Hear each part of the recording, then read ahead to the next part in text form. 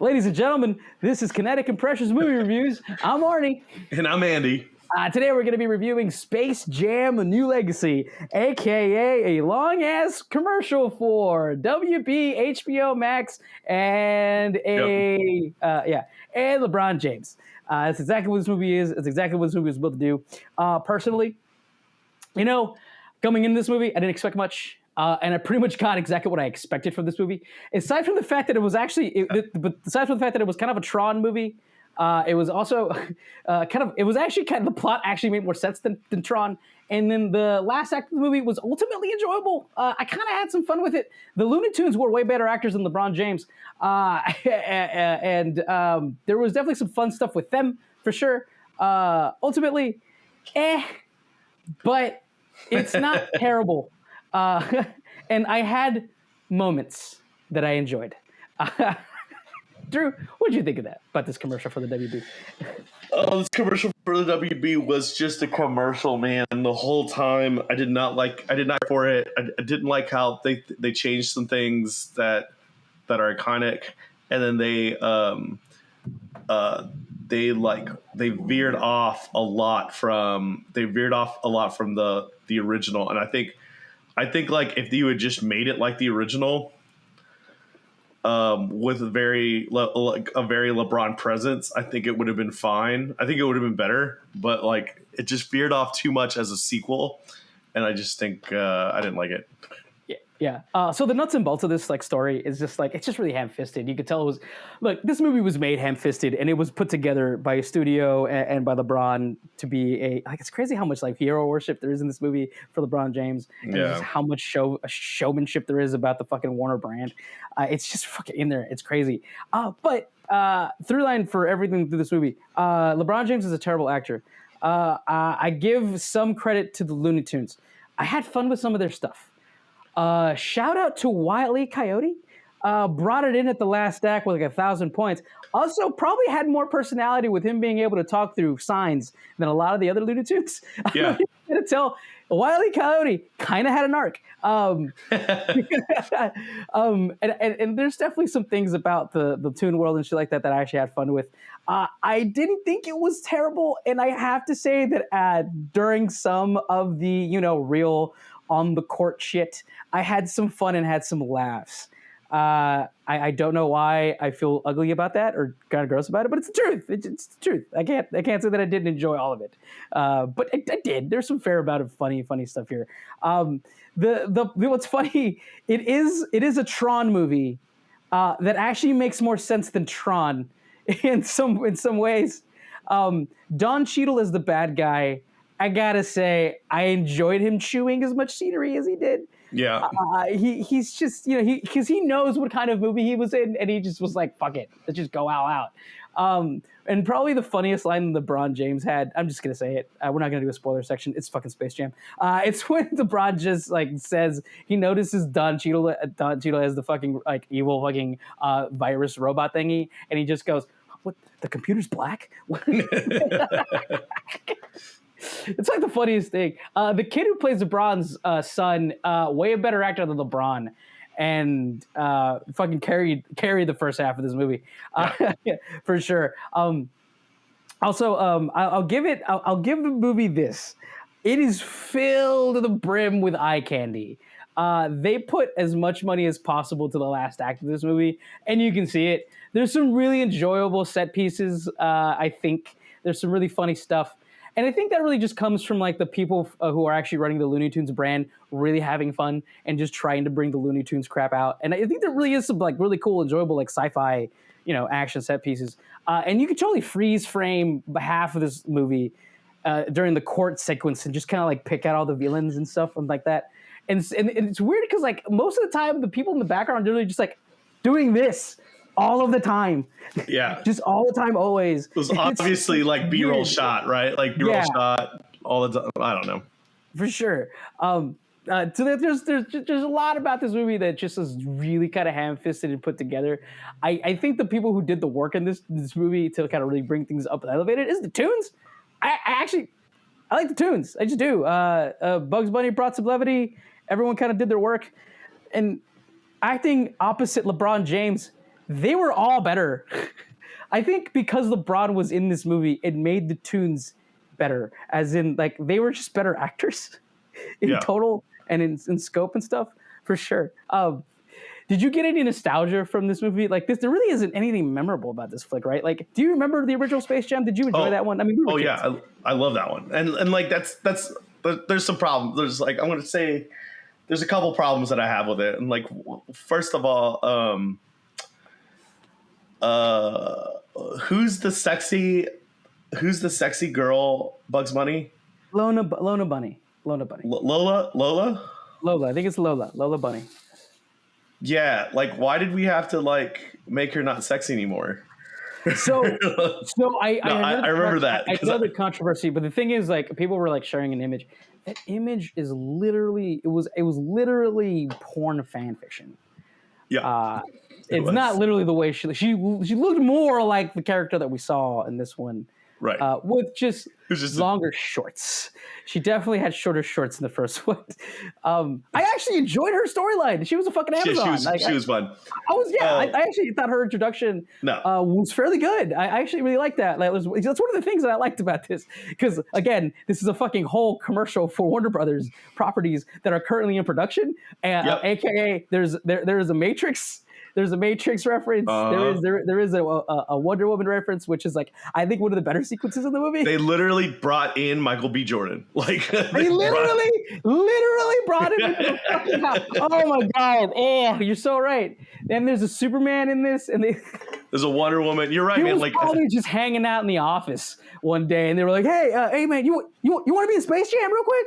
Come on, man. We'll get you. So we'll write with the contract. So we'll get you like $1 million for the day." And so, like, my two biggest problems with this is like they didn't do enough NBA players. After watching the Michael Jordan documentary, there's a segment of it where they talk about Space Jam, and like Space Jam was so cool because what they did for Michael Jordan is it's like, hey man, it's my off season. I have to do work on my off season. So I need a basketball court. So they tented up a basketball court and gave him a full court right on the lot. I mean, they said it was seconds away from where he was shooting. So like he could literally walk in, do his scene, walk out, play basketball. It was set, right? That's what you have to do. I mean, and because of that, because of that, it was in prime real estate in LA because it was on the studio lot. Yeah. They had some of the best on the ESPN documentary. They said there were some of the best pickup games were on the Space Jam set. Some of the best like NBA 5-on-5, 3-on-3, like the most shit talking, the most impressive stuff was like actors, rappers, and NBA stars all getting together and playing some fun fucking basketball. Yeah. Because of that, I feel like there's so many great players in there. And on top of that, they had brought in all these crazy, just internationally known stars into the original one. So first off, like kudos to Michael Jordan, because I think actually he was an actor in his one. I thought he was pretty good in the original Space Jam, but definitely better actor than LeBron. Okay, yeah, you think so? I think so. Yeah, a little bit. Yeah. All right, and so like let's I want to talk about characters because I think you're right, man. All the characters that they had in there, great story arcs, the Looney Tunes and all that stuff. Yeah. My biggest problem with the other thing of the not enough players, which I'm going to get back to, not enough talent from the NBA in this movie. This should have been an NBA movie, not a Warner Brothers movie. Yeah. And then the Looney Tunes are a little dated. They're not. Yeah. Oh, 100%. They're not like who we knew before, right? They're not. Gen Z does not know anything about the fucking Looney Tunes. Exactly, at all. So it doesn't bring anybody into the thing. Like, it doesn't bring anybody into the mix more than LeBron is. So, like, I feel like there's not a good secondary like reason to go see the movie unless you just really love LeBron. And side note, I love LeBron's early story. LeBron's beginning is really cool. His high school fame and all that stuff that they kind of show in a really quick montage in the beginning of the movie is great because I grew up with that. I grew up in middle school or in high school, like watching LeBron climb the ladder to fame before he was before he was who he was. Like, I remember in middle school, we were talking about this kid from high school, like this kid who's in high school, who's blowing up and he's probably going to be the number one pick. Like, that was in 2001, 2002. And like, you know, it only grew from there. But so what I remember, like the centers all had like all these centers in the first Space Jam. I remember Bill Murray. Yeah. Bill Murray was such a great character in that movie. And then I remember like Larry Bird, Dallas's Sean Bradley was in that Space Jam. Like Larry Johnson, Vlade Divac. The list goes on with all these crazy amount of NBA. Alonzo Mourning. Everybody showed up for this movie, NBA wise, and I don't think, and like credit, you know, I credit these actors who are not these actors, but these players who did show up. I think Draymond Green, Damian Lillard, Anthony Davis, they were Klay Thompson. All these guys play for LA teams, except Damian Lillard came all the way from Portland. So like, great, you know what I mean? But so like, those are the only people who showed up for this movie. Yeah, and I was like it was a little lackluster. I like that you're pointing out the legacy of Space Jam and its connection with NBA and basketball in general, because this movie really doesn't have any of that at all. This doesn't have that kind of, you know, groundedness to the actual world of basketball. This is literally just a LeBron hero worship tale where he plays a really bad dad and then learns how to be a good dad because the bad guy is just being a better dad than him. And then, but like in Space Jam, the original one, I think you liked Michael Jordan as a father. I'm pretty sure he was actually kind of he wasn't an overbearing father. He was kind of like an understanding father. But like this movie, it's that. And then it's also just a huge product placement for Warner Brothers. It doesn't really have that like groundedness with the NBA. It literally just has a couple NBA players in like one scene, and there were probably people who were just kind of available to that day to kind of be part of this whole like weird video game side plot that is in the movie as well. Yeah, like I said, we got people from San Francisco. There was 2 players from San Francisco, 2 players from LA, and a player from Portland. Yeah, I'm like, that's not. Yeah, it's not. Yeah, but that's true. It's true because Space Jam is synonymous with the NBA. It is American history, totally connected to the sportsman legacy of NBA and sports. And this movie just really isn't that. It really falls short in that. It doesn't try to be that at all. It tries to be a fun family movie that just is also a commercial for LeBron James and Warner Brothers. And you just really feel it. Like, you really feel that in this. And it doesn't hide it. It doesn't even try to kind of ham-fist you with it. It's very blatant with it. There's literally a guy in this movie who says, "You are the chosen one, LeBron." And it just kind of, it stinks of that. It is what it is, right? It is what it is. Yeah. I think we did it, man. Is there anything else you want to talk about? Space Jam? There is a movie that did what Space Jam did in almost as good of a way, and it was a movie called Like Mike. It had Lil Bow Wow. Oh yeah. It had Lil Bow Wow, and it was in 2002. It was 6 years later. You know what I mean?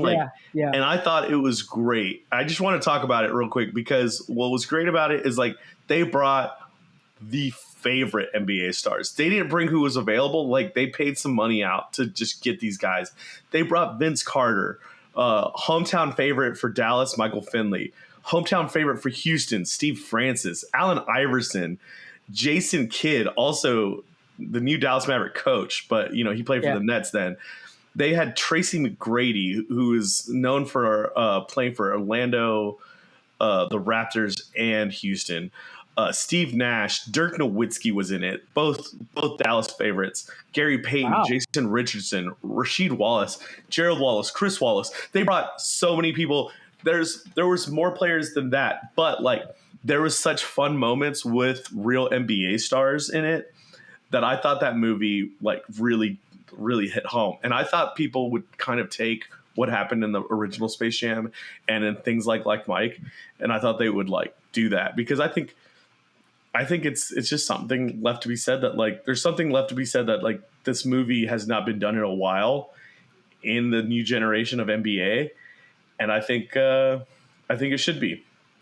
But kudos to this. I'm glad WB's making projects like that. It was a great animated film. It actually was fantastic in animation. Yeah. I mean, for what it was, I was like, that was awesome. Like, Yeah. that was an awesome thing. Yeah. Did I like it? Not really. But no, 100%. No, for sure. Thanks for bringing up the light side and putting up Like Mike as an alternative to this movie. Like Mike, better than Space Jam: New Legacy. I think that kind of sums up this movie in a lot of ways, for sure.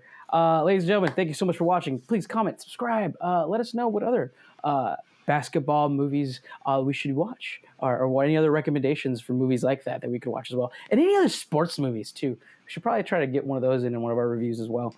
All right, man. Anything else you want to say, my man? Daya is awesome, and she plays a great voice in this. She plays Lola. That's right. Yeah. Like, yeah. Shout out to Wile E. Coyote. Kind of a standout for me, for sure. For sure. All right, ladies and gentlemen. Thank you for watching. Drew, what do we tell the fine people of the internets? Go watch a flippin' movie. Flip it, movie.